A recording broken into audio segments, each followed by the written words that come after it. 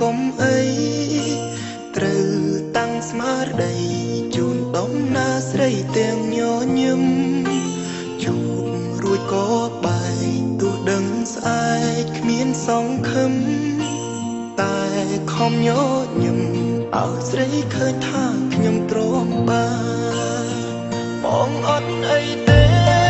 កុំព្រួយអូនធ្វើតាមភាសាចោ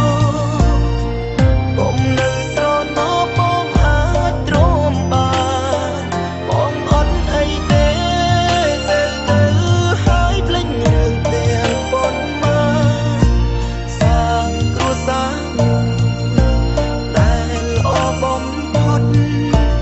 ព្រាមទាំងខ្លួនស្លុតអូនចេញទៅផុតច្បាប់យំតាមក្រៅ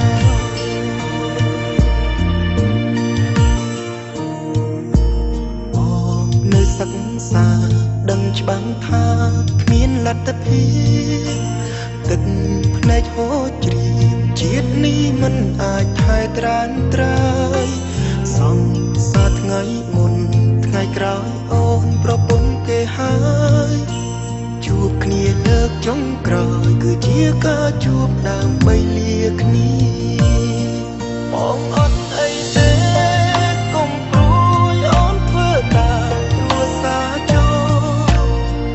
កុំនៅស្រណោបងអាចទ្រាំបានបងអត់អីទេទៅហើយភ្លេចរឿងទាំងប៉ុន្មានសាងគ្រួសារដែលល្អបំផុតព្រាមទាំងខ្លួនស្លុតអូនចេញទៅផុតច្បាប់យំតាមក្រៅ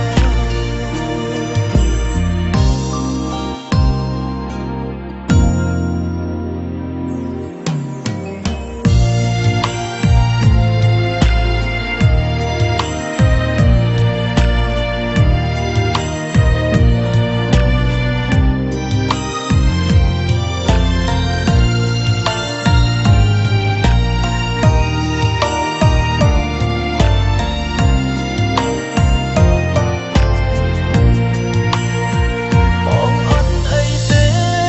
កុំព្រួយអូនធ្វើតាមគ្រួសារចោកុំនៅស្រណោបងអាចទ្រាំបានបងអត់អីទេទៅហើយភ្លេចរឿងទាំងប៉ុន្មានសាងគ្រួសារដែលល្អបំផុតព្រាមទាំងខ្លួនស្លុតអូនចេញទៅផុតច្បាប់យំតាមក្រៅខំទប់ទឹកភ្នែកទាំងឈឺបំផុតក្នុង